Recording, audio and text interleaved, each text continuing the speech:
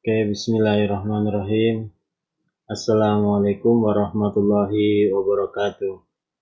Selamat siang semuanya.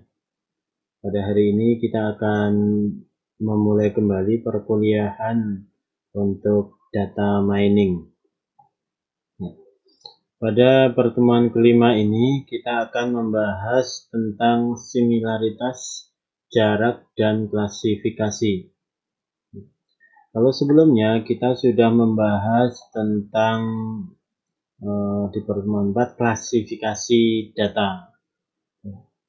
Kemudian ada kualitas data ya, kualitas data di pertemuan 4. Kemudian pertemuan 3 juga berhubungan dengan data, ada data warehouse. Kemudian juga ada beberapa metode untuk menggunakan data mining. Di pertemuan 5 ini kita akan membahas nih apa itu similaritas, jarak, dan klasifikasi.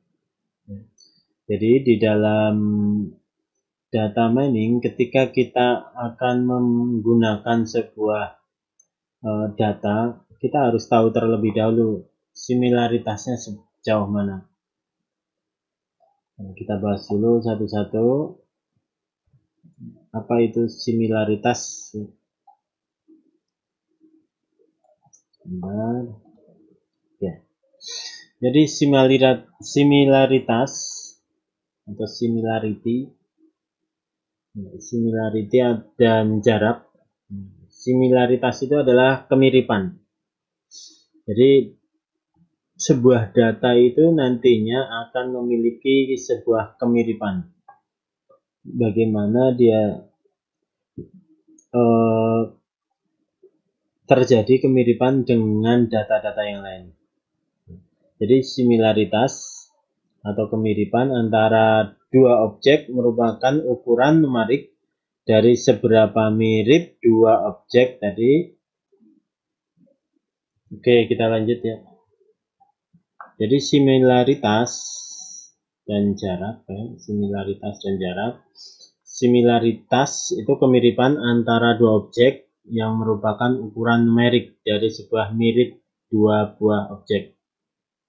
Jadi nanti ada beberapa objek atau dua buah objek itu yang memiliki ukuran yang mirip. Nah, ini ukuran numerik. Ya, numerik.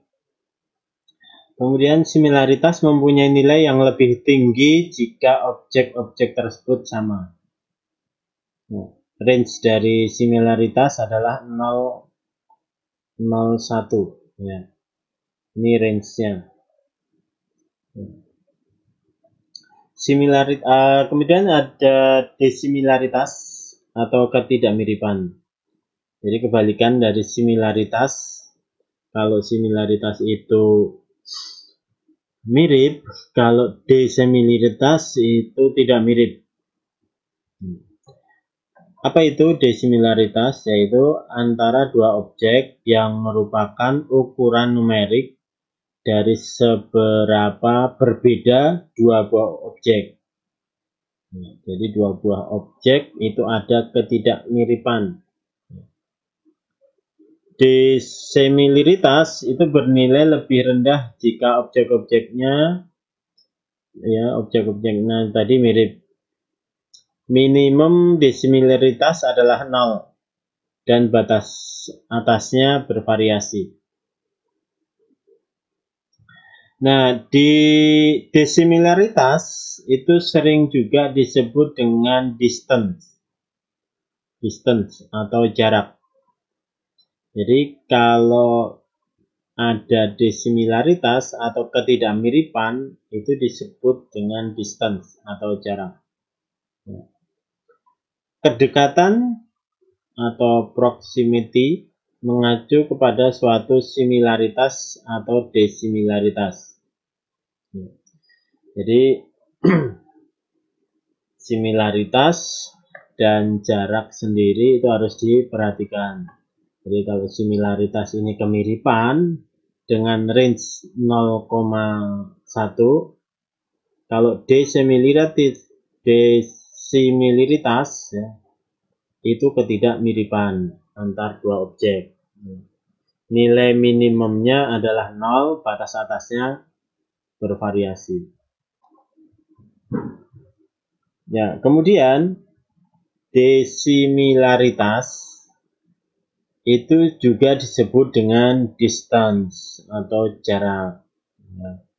Kemudian kalau ada kedekatan antar data itu disebut dengan proximity, mengacu pada similaritas. Oke, kita lanjut.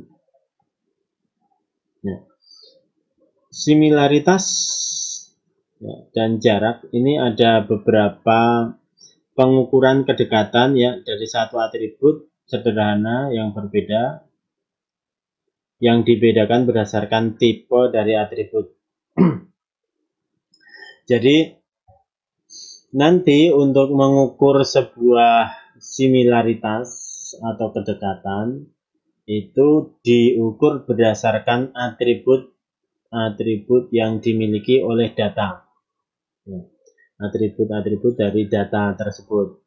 Jadi tipe dari atribut itu biasanya ada yang nominal, ada yang ordinal, atau interval. Ya, interval atau rasio. Nah, kalau dilihat di sini nih, tabel ini, ya, tabel nominal, kemudian di sini similaritas, desimilaritas sama similaritas ini ada perbedaannya. Tapi kalau kita zoom ya, coba di zoom.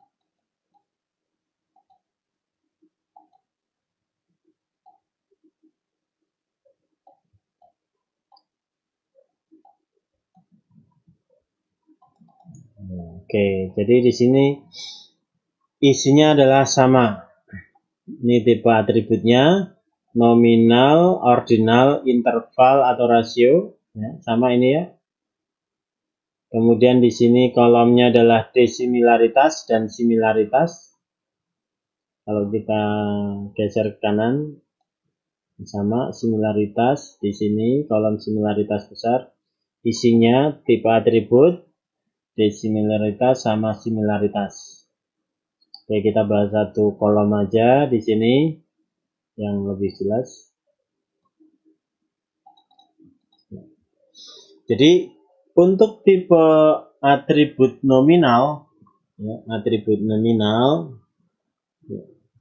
desimilaritas, ya, ini nanti untuk rumusnya, desimilaritasnya itu adalah D, ya, menggunakan simbol D. D ya, dalam kurung 0, 1, ini 0 itu minimalnya, 1 maksimal. Jika P sama dengan Q, ini minimalnya. Kemudian maksimalnya jika P tidak sama dengan Q. Untuk similaritas, ini S sama 0,1 jika P tidak sama, P sama dengan Q, jika P tidak sama dengan Q. Kemudian untuk nilai ordinal, kalau tipe atributnya ordinal, maka desimilaritasnya atau D sama dengan P min Q dibagi N per N min 1. Di mana nilai-nilai dipetakan ke bilangan bulat antara 0 sampai dengan N min 1. Di mana N ini adalah jumlah dari nilai. Nanti jumlah nilainya berapa? Ya. Untuk similaritas ini menggunakan rumus 1 dikurang P min Q dibagi N min 1. Kemudian untuk interval atau rasio itu desimilaritasnya menggunakan P min Q. Kalau similaritasnya menggunakan minus D, ya. Similaritasnya ini sama dengan minus D, atau S sama dengan 1/1 plus D. Atau ini interval S-nya similaritas 1 dikurang D min underscore D, atau D min D, atau D, ini D kurang minimal D, dibagi maksimal D dikurang maksimal D, minimal D. Jadi nanti ini dicari nilai maksimalnya berapa dikurang nilai minimalnya. Ini tadi untuk perbedaan antara similaritas ya, pengukuran dari masing-masing atributnya. Kemudian pengukuran jarak atau distance dari dua objek.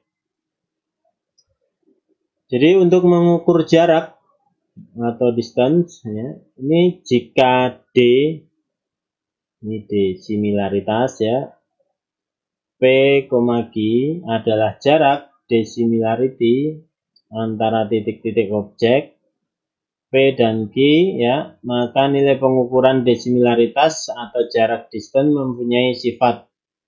Yang pertama, D dalam kurung PQ pangkat 3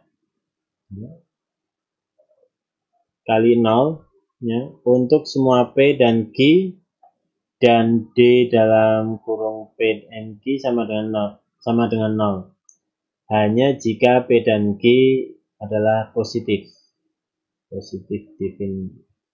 definiteness. Kemudian yang kedua, D PQ sama dengan DQP. Kebalikan. Untuk semua P dan Q adalah simetri. Kemudian untuk yang ketiga, DPR ini tidak sama dengan D, PQ ditambah D, Q, R atau QR. Untuk semua titik PQR triangle. Nah, triangle inequality. Nah, triangle inequality. Ya. Jadi beberapa pengukuran di dalam jarak. Ya. Jadi ketika melakukan pengukuran untuk jarak distance, ini ada beberapa cara. Yang pertama adalah menggunakan jarak Euclidean.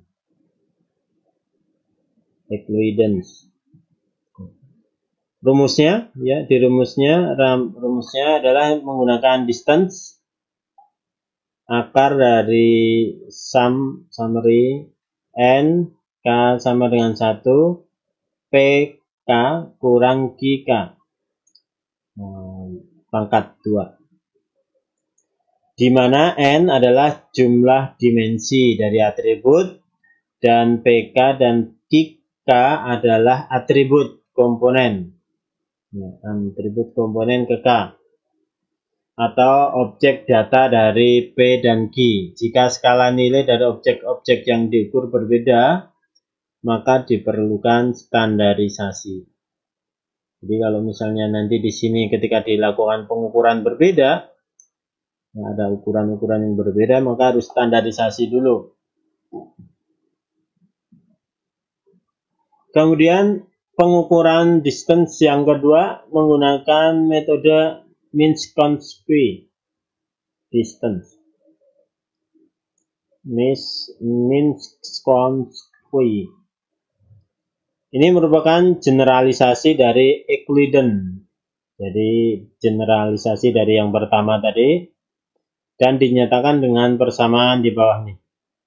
Distance dalam kurung summary K sama dengan 1 PK kurang QK pangkat R Ini dalam kurung pangkat 1/r. Ini 1/r. Ini menggunakan Minkowski.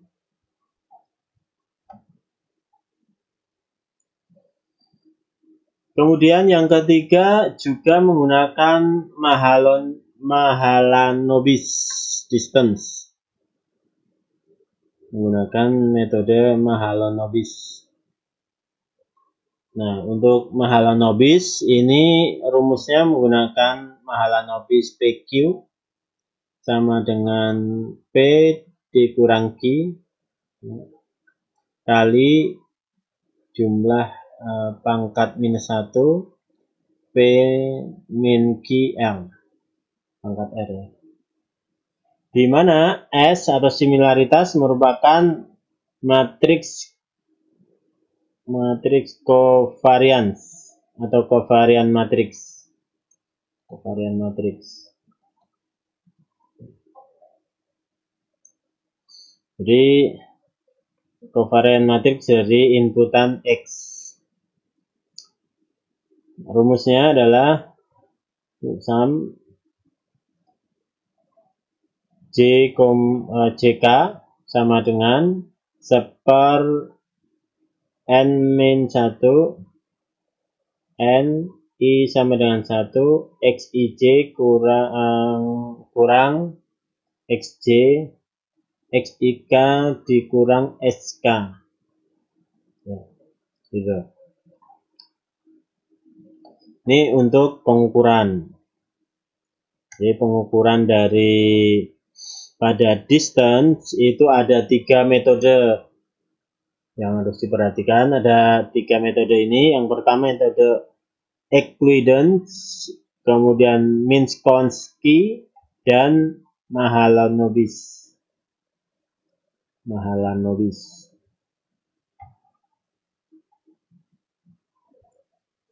Kemudian similaritas ini mempunyai beberapa sifat. Sifat yang pertama, S PQ sama dengan 1 ya.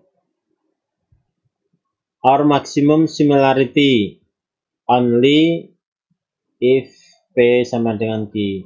Jadi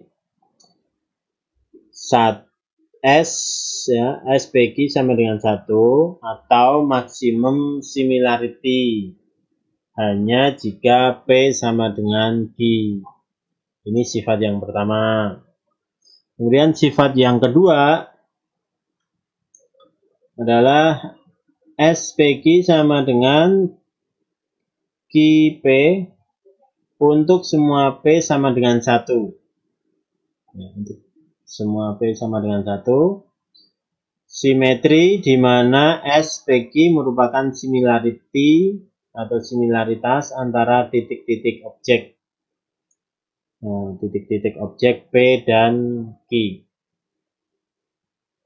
Nah, beberapa metode yang digunakan untuk menghitung similaritas antar dua objek.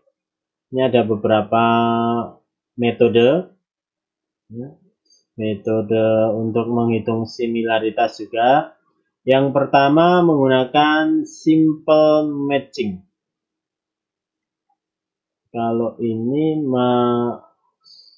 mengukur jarak ya, ini mengukur jarak Euclidean, Minkowski sama Mahalanobis. Nah, kalau yang di sini adalah mengukur similaritasnya. Nah, metode yang pertama menggunakan SMC atau similarity simple matching. Simple matching dan Jaccard coefficient atau J. Nah, metode ini dapat digunakan untuk menghitung similaritas dua vektor biner. Ya, misalnya objek P dan Q hanya mempunyai atribut biner. Jadi kalau biner kan 0101. Jadi harus diingat. Similaritas antara dua objek biner dapat dihitung dengan kuantitas ini di bawah ini.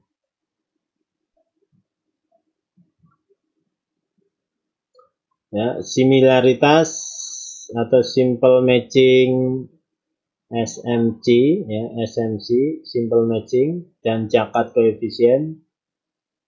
Untuk M01, maka jumlah atribut di mana P adalah 0 dan Q adalah 1. Ini simple matching. Dan M10 di mana atribut P adalah 1 dan Q adalah 0. Kemudian ada M00 berarti atribut P dan Q sama dengan 0. Kemudian M11 berarti atribut P dan atribut Q adalah 1. Nah, untuk SMC ya, sama dengan number of match dibagi number of attribute. Nah, ini nanti dicari rumusnya. Rumusnya sama dengan M11 ditambah M00 dibagi M01 ditambah M10 ditambah M11 ditambah M00. Untuk jakatnya atau J, jakat koefisien atau J, number of 11 match dibagi number of not put 0 atribut, atau sama dengan M11 dibagi M01 ditambah M10 ditambah M11. Jadi yang M00 enggak masuk untuk pembagi.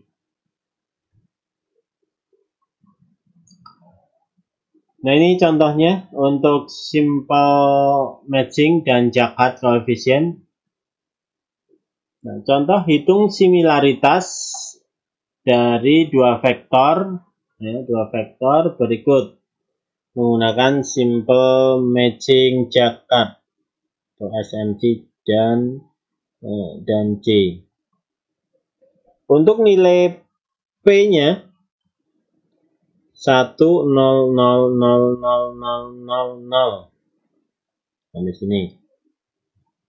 Kemudian untuk Q-nya ini adalah bilangan biner ya. 0 0 0 0 0 1 0 0 1. Maka untuk M0-nya ya, ini dijawab. Cara menjawabnya M01 sama dengan 2. Di mana 01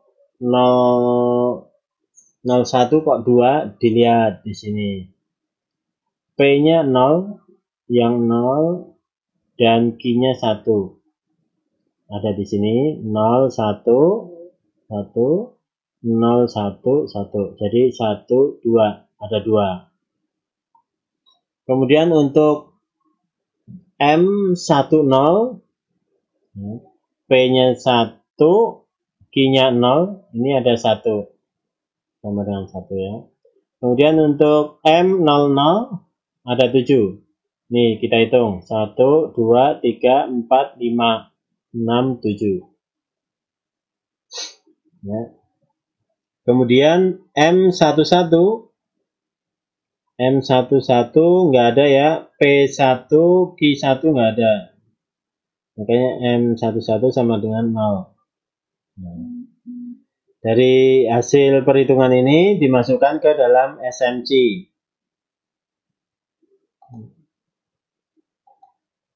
Masuk ke SMC, rumusnya tadi SMC sama dengan M11 ditambah M00 dibagi M01 ditambah M10 ditambah M11 ditambah M00.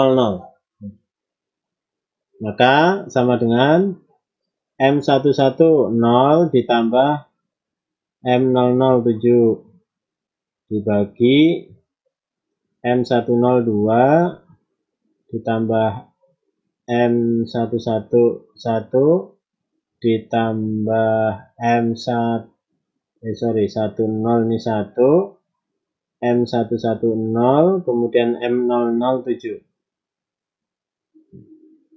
kan hasilnya adalah 7 dibagi 2 tambah 1 3 ditambah 7 10 berarti 7 dibagi 10 0,7 SMC nya. Kemudian kalau cekat koefisien dihitung jadi rumusnya M11 dibagi M01 ditambah M10 ditambah M11. Maka M11 ini adalah hasilnya 0 dibagi M10 sama dengan ini ada 2. Terus M01 ya ada 2. Kemudian M10 ada 1 ditambah M110. Ini berarti 3. 0 dibagi 3 berapa? 0 ya hasilnya. Ini simple matching dan cekat koefisien untuk menghitung similaritas. Kemudian cosine similarity. Cosine similarity. Ini digunakan untuk menghitung dua vektor dokumen. Jadi dokumen itu bisa dihitung menggunakan koefisien similarity. Makanya sekarang udah ada aplikasi misalnya plagiarisme. Itu kan membaca dokumen itu. Aplikasi plagiarisme itu. Jadi digunakan untuk membaca dua vektor dokumen. Jika D1 dan D2 adalah dua vektor ya, yang dokumennya saling similaritas, maka dua vektor dokumen tadi dihitung menggunakan cosine similarity. Rumusnya cos D1, D2 sama dengan D kali D2. D1 kali D2 dibagi D1 D2. Di mana bintang ini adalah vektor dot product dan D adalah panjang vektor. Ini cosine. Kemudian extended cekat koefisien atau Tanimoto. Extended cekat koefisien ini merupakan pengembangan dari koefisien cekat untuk menghitung similaritas dua vektor atribut kontinu atau atribut atau count atribut, jumlah atribut dengan persamaan sebagai berikut. Jadi untuk Tanimoto menggunakan kode T PQ sama dengan PQ dibagi P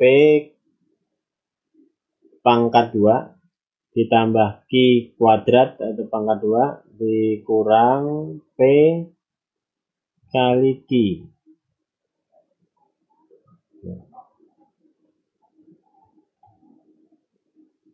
Kemudian menggunakan pengukuran yang keempat adalah correlation atau korelasi. Ini digunakan untuk mengukur hubungan objek secara linear. Objek secara linear itu menggunakan correlation. Untuk menghitung korelasi yang diperlukan dari koefisien antar dua objek menggunakan rumus di bawah ini ya. Koefisien P, Q sama dengan 1/n-1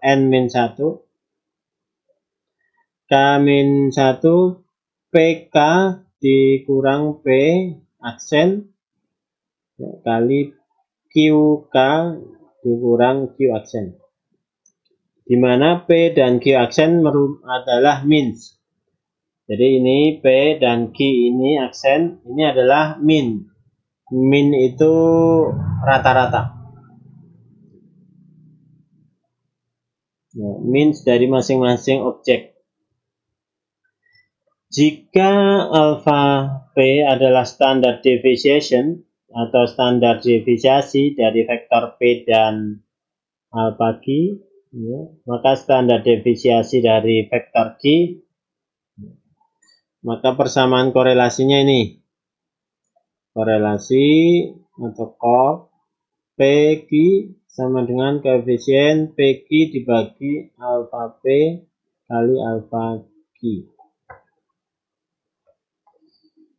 Tuh. Jadi jarak similaritas ini nanti digunakan di proses klasifikasi untuk perhitungan. Oke, kita lanjut. Baik, kita lanjut. Ini klasifikasi. Klasifikasi merupakan proses pembelajaran dari suatu fungsi tujuan atau target. Jadi biasanya di klasifikasi ini sudah punya fungsi targetnya atau tujuannya. Kita mau ngapain?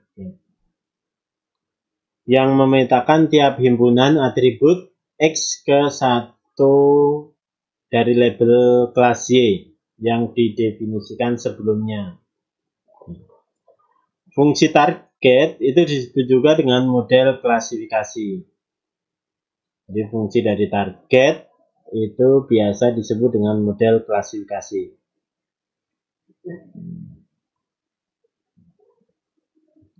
Ada dua jenis model klasifikasi. Yang pertama pemodelan deskriptif. Model deskriptif. Model klasifikasi ini berfungsi sebagai suatu alat penjelasan untuk membedakan objek-objek dalam kelas-kelas yang berbeda. Ini nanti deskriptif ini fungsinya adalah melakukan pendeskripsian. Mendeskripsikan sesuatu lah. Kemudian pemodelan prediktif. Jadi kalau prediktif ini adalah model klasifikasi yang digunakan untuk memprediksi kelas label record yang tidak diketahui. Kelas label yang tidak diketahui. Prediktif dan deskriptif. Nah, di dalam klasifikasi ini ada beberapa teknik yang cocok untuk memprediksi, menggambarkan dataset dengan tipe biner atau nominal. Dengan tipe biner atau tipe nominal.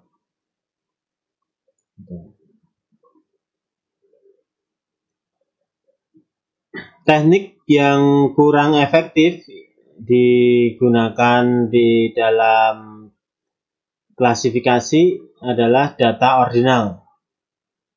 Jadi kalau tipe biner dan nominal itu memang cocok digunakan untuk klasifikasi. Tapi kalau datanya ini adalah data yang datasetnya data ordinal, ini nggak cocok atau tidak tepat. Misalnya untuk mengklasifikasikan anggota yang berpenghasilan rendah, sedang, atau tinggi. Nah, itu ordinal. Ada pilihan. Sedang, rendah, tinggi. Itu ordinal, enggak cocok. Karena teknik ini tidak mempertimbangkan secara implisit urutan dalam kategori data. Nah, aplikasi untuk klasifikasi, teknik klasifikasi ini ada beberapa contoh. Jadi yang pertama aplikasi memprediksi sel tumor jinak atau ganas. Jadi nanti banyak sekali jurnal-jurnal yang membahas tentang klasifikasi. Contohnya ini memprediksi sel tumor, apakah itu jinak atau ganas. Nah, untuk memprediksinya biasa harus ada dataset dulu. Kemudian yang kedua adalah menggolongkan transaksi kartu kredit, kartu kredit sah atau curang, biasa disebut dengan fraud.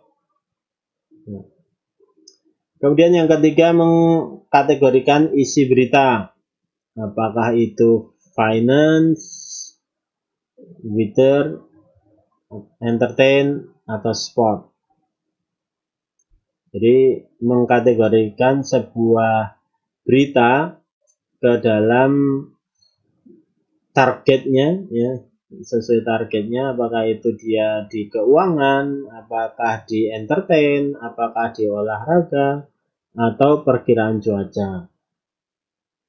Jadi ini contoh aplikasi-aplikasi untuk klasifikasi. Contoh sekarang misalnya mengklasifikasikan seseorang itu ODP, orang dalam pengawasan, atau PDP, pasien dalam pengawasan, atau bisa juga menjadi OTG, ada juga OTG, orang tanpa gejala untuk COVID-19. Itu bisa dilakukan prediksi.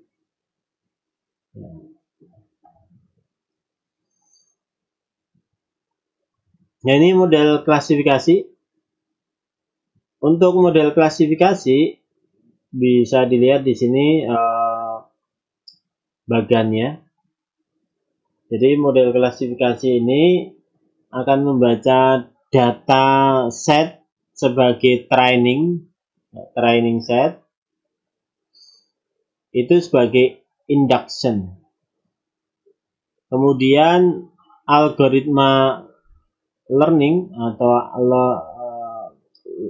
learning algorithm, atau machine learningnya di sini menggunakan modelnya, menggunakan model. Jadi dataset training tadi dimasukkan ke dalam model, model learning. Model learning akan belajar dari data training ini. Kemudian dilakukan apply model untuk deduction pada data ini training, ini testing atau testing set. Nah, kalau dilihat di sini, saya besarkan dulu.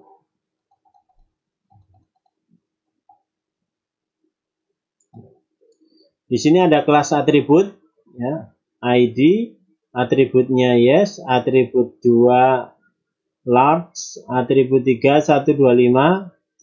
Kemudian yang terakhir adalah kelas. Kelasnya no, ada no, ada kelas yes, no, yes, no, yes. Kalau dilihat di sini, ini pendapatan bisa jadi. Kemudian kalau data yang di bawah training set, ini belum ada kelasnya. Dengan atribut no, small, 55, dan seterusnya ini kelasnya apa ini? Ini masuk ke kelas yang mana? Atau kelas yes atau no, yes or no, gitu. Ini menggunakan algoritma ini. Algoritma klasifikasi, modelnya dibentuk, kemudian dijalankan model terhadap data training, maka akan menghasilkan ini nilainya.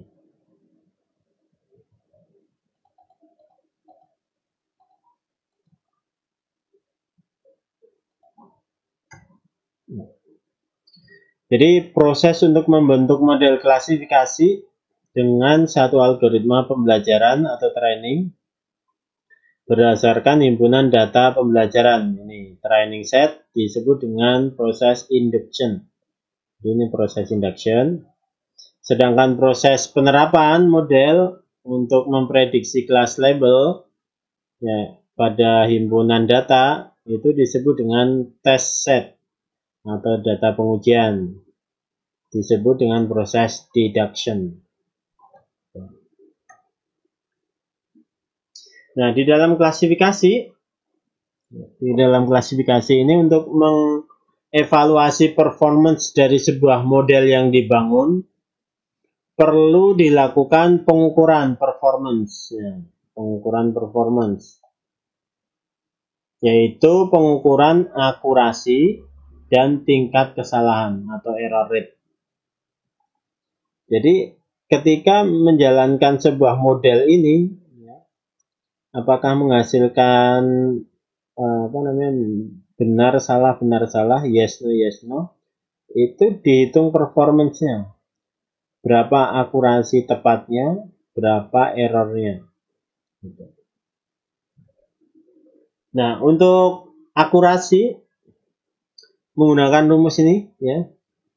Jumlah prediksi benar ya, jumlah prediksi yang benar dibagi jumlah prediksi keseluruhan. Jadi jumlah prediksi keseluruhan dibagi. Atau sama dengan F11 ditambah F00. Di sini Fij ya, notasi jumlah record dari kelas I dan yang berada di kelas C pada saat pengujian. Dibagi F11 ditambah F10 ditambah F01 ditambah F00. Itu untuk akurasi.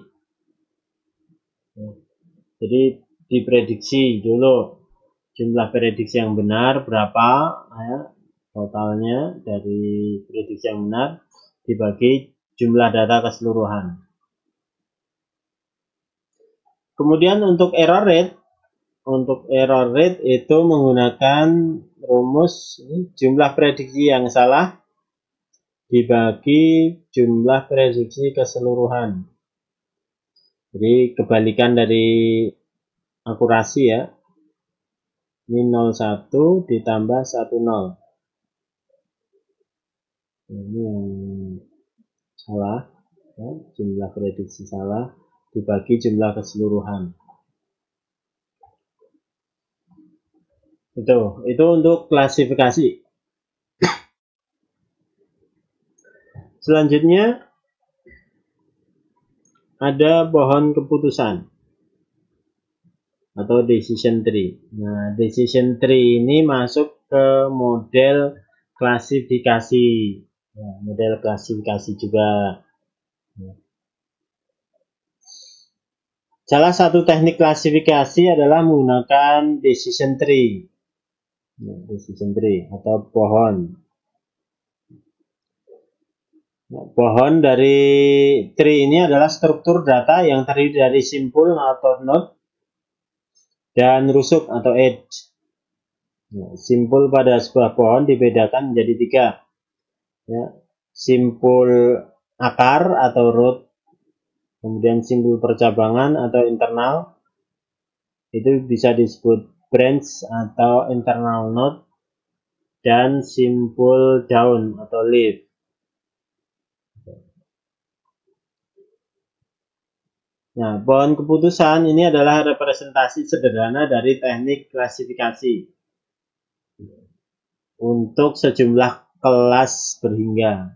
Jadi ini kalau untuk pohon keputusan itu menggunakan kelas yang berhingga, banyak kelas bisa dilakukan.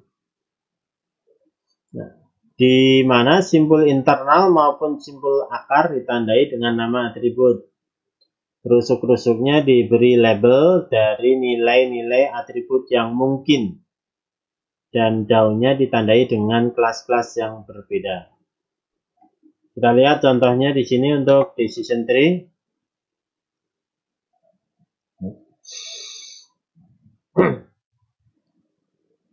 Objek atau record diklasifikasikan dengan mengikuti suatu jalur atau path.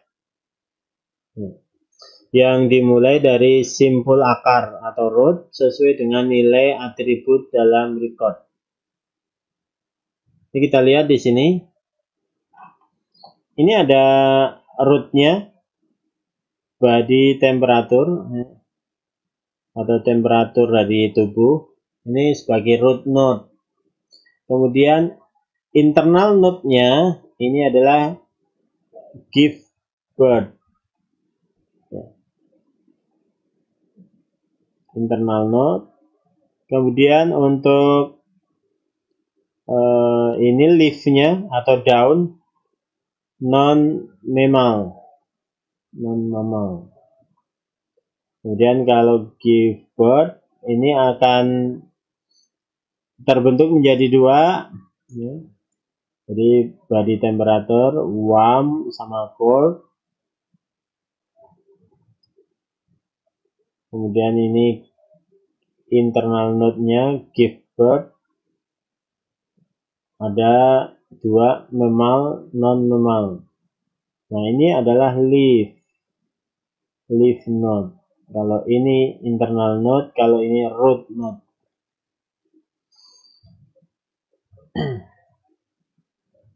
Nah, salah satu algoritma yang digunakan untuk membangun pohon keputusan ini ada beberapa menggunakan IDs, ID tree atau C45, CART. Nah, ini adalah algoritma Han. Jadi kalau kita mau menggunakan pohon keputusan, ini ada beberapa algoritma yang bisa digunakan, ID tree, C45 atau chart.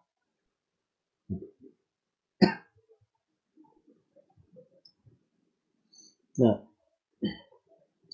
bagaimana cara membentuk sebuah pohon keputusan menggunakan algoritma Han? Ini contohnya. Ada sebuah dataset, ya, dataset.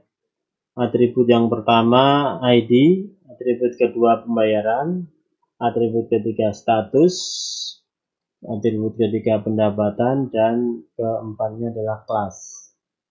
Ini pendapatan dikalikan 10.000. Jadi kalau ini 125 kali 10.000. Atau 1.200.000 ya. Oke, dari data ini bisa dilihat single, married, discovered, married, single. Nah, pendapatannya juga beda-beda. Nah, kelasnya pun juga berbeda. Ada yang no, yes, no, yes, no, yes. Jadi ini dari pembayaran. Pembayarannya ada yes, no, yes, no, yes, no. Nah, ini datanya atau datasetnya. Nah, bagaimana proses untuk algoritma Han-nya atau pohon keputusannya?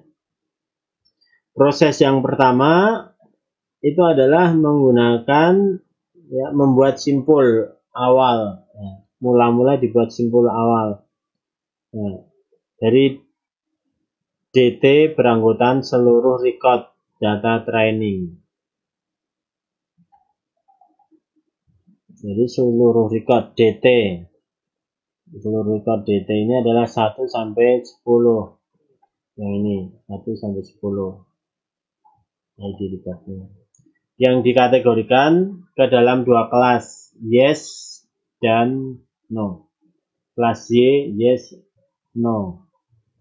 Kita lihat kelasnya. Nah, ini kelasnya. Kelas Y berapa, no berapa. Ini dibagi dulu. Kemudian cek apakah semua record di dalam DT terletak pada satu kelas. Ini dicek. Yang yes-nya berapa, no-nya berapa. Sudah terletak dalam satu kelas nggak? Kemudian proses yang ketiga adalah DT tidak terletak pada satu kelas. maka dilakukan proses split dengan menggunakan salah satu atribut. Misalkan pembayaran. Pembayaran. Karena atribut pembayaran mempunyai dua nilai atribut, yaitu yes dan no. Maka himpunan dibagi menjadi dua lagi subhimpunan. Jadi dilihat di sini pertama tadi untuk DT semua data 1 sampai 10 dibagi ke dalam kelas. Berdasarkan kelas ini dibagi. Dilihat yes-nya berapa, no-nya berapa. Kemudian untuk tahap ketiga ini dibagi kembali. Nah, ternyata dilihat dari kolom ini pembayaran karena nilainya di sini yes no aja. Maka DT pembayaran yes sama dengan 147. Kita lihat pembayaran yes 147. Yes 1, yes 4, yes 7. Nah, benar. Kemudian pembayaran no itu di 2, 3, 5, 6, 8, 9, 10. Ini untuk pembayaran no. Nah, tahapan selanjutnya yaitu membuat pohon keputusan. Perlu diingat bahwa DT tadi untuk pembayaran yes ini juga merupakan data dari pembayaran no di DT mula-mula atau mula awal. Dan DT pembayaran yes itu bukan dari bagian dari pembayaran no. Maka simpul utama atau root yang digunakan adalah pembayaran. Yes-nya di angka di record 147. Untuk no-nya 23, 6, 8, 9, 10. Ini tadi proses ketiga ya. Selanjutnya diulangi lagi pengecekan ya. Pengecekan untuk langkah kedua untuk setiap DT, misalkan DT pembayaran sama dengan yes.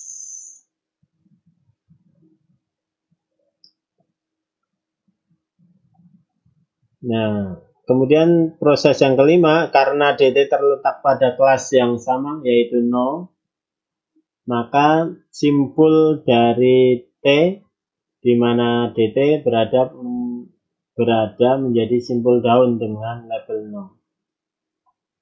Nah, simpul daunnya ini no, ini simpul daunnya adalah yes. Jadi kalau pembayaran, ini ada pembayarannya yes ini 147, maka masuk ke kategori no. Proses yang kelima ini. Kemudian proses yang keenam adalah mengulangi langkah kedua untuk setiap DT. Misalkan DT pembayaran, untuk DT pembayaran yang no 2, 3, 4, 5, 2, 3, 5, 6, 9, 10. Lihat di sana. Nah, dari situ masuk ke proses 7. Ternyata di letak data 2, 3, 5, 6, 10 ini ada kelas splitting ya. Di sini ada pembagian lagi dengan menggunakan salah satu atribut. Nah, di sini atribut yang digunakan adalah status. Karena apa? Di status dilihat. Nah, ini status ini datanya sama ya. Atributnya yes no, ini di sini ada 3, single, married, single. Hanya di default. Nah, akhirnya DT akan menghasilkan ini, DT single itu di 3, 8, 10 single, kemudian DT married 269 di 2, 69, kemudian di DT di ports ini ada 5 di ports 269 ini 269 dan 5 yang belum ya, ini 5, yes. Jadi record 269 terletak pada kelas yang kelasnya no. Kemudian untuk record 5 terletak pada kelas yes. Maka keduanya menjadi simpul daun.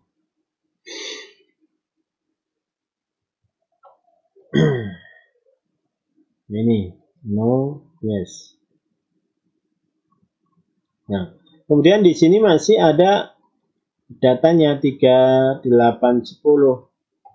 Lanjutnya, maka dari sini pun dibagi lagi. DT 3810 tidak terletak pada satu kelas, maka dilakukan proses split lagi dengan menggunakan salah satu atribut yang ada. Misal pendapatan. Pendapatannya bagaimana? Dilihat.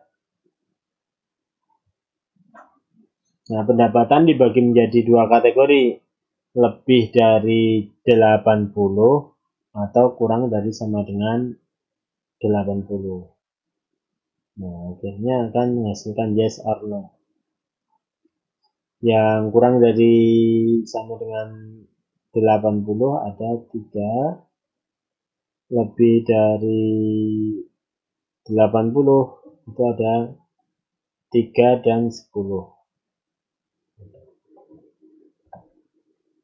Oke, untuk penjelasan hari ini tentang similaritas, jarak, klasifikasi, kemudian perhitungan menggunakan decision tree sudah cukup. Nanti kita bahas lagi untuk bisa di rapid manner-nya kita nanti coba menggunakan data ini ya. Untuk penjelasan dari saya cukup dulu. Jika ada yang mau ditanyakan nanti bisa dikonsultasikan di grup WA dan juga di grup ataupun di classroom, dan juga bisa juga di diskusi web. Jadi diskusi web e-learning juga bisa digunakan untuk bertanya-tanya di sana ya. Oke, cukup dulu dari saya. Terima kasih sudah melihat, sudah menonton. Dari saya cukup sekian. Assalamualaikum warahmatullahi wabarakatuh.